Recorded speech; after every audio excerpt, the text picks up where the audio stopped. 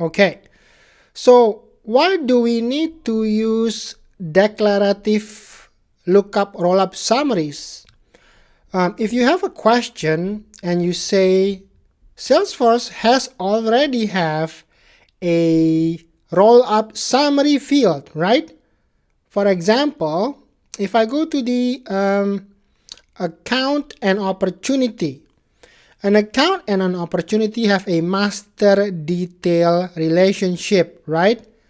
Because an opportunity is a detail record of an account. So you can roll up opportunity records onto the account object. So for example, if I go to my account here, this is my real sandbox org. So this is not a trailhead. So you will see a bunch of fields here. So this is my organization's sandbox. So if you don't see it on your playground, don't be concerned, all right? So for example, if I sort by just this, for example, days of first gift since partner date, right? So we want to know after a contact became a partner, right? How many days before that contact gave a first contribution or donation, right? If I click on this, this is an out-of-the-box Salesforce rollup summary. See, it's a rollup summary. Let me crank up the font here. So it's a rollup summary. The summarized object is the opportunity object, and the field to aggregate is days since partner date. So basically, this will roll up to this field, and we will know the number of days, right? So DLRS works similarly like this, but it will also work in a non-master detail relationship.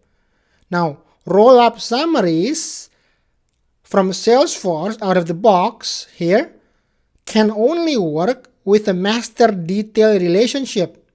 For example, a contact is not a master detail relationship to the account. So a contact is not the detail record of an account. So you cannot roll up a contact to the account, right? So for example, if I go here and I want to make a new roll up of the contact, well, you can't. Roll up summary, and I hit next here. See, say total number of contacts. Makes sense, right? You want to know how many contacts, right? How many contacts does the account have? Can you do that with this? You can't. There is no contact there. Whoa, what is the contact? I want to know how many contacts is this account have. You can't do that with the out-of-the-box roll-up summary from Salesforce, right? Also, you have a limitation of how many roll-up summaries you can calculate. There is a limit. Now, that is where the DLRS comes to help you. It's a very powerful tool. Another example, you want to know how many cases does this contact have.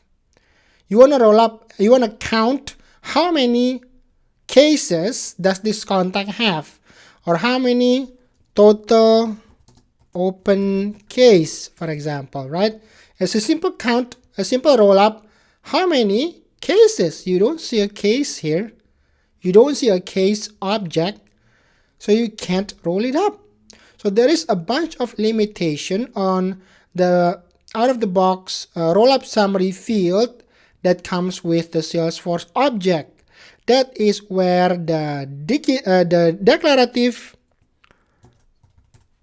lookup rollup summaries comes to help you. So manage lookup rollup summaries. Here you can define, you can basically do anything with this.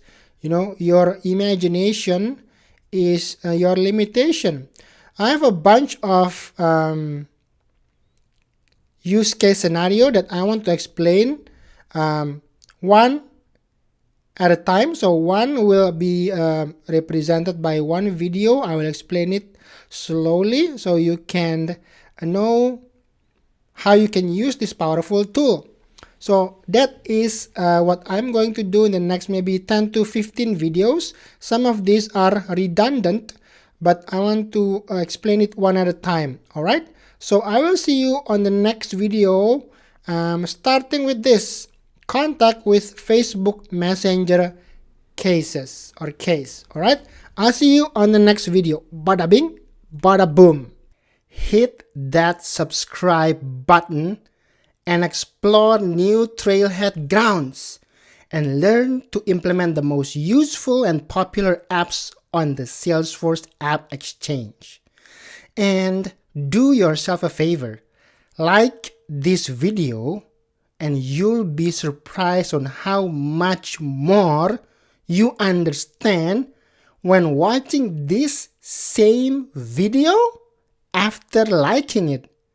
Don't take my word.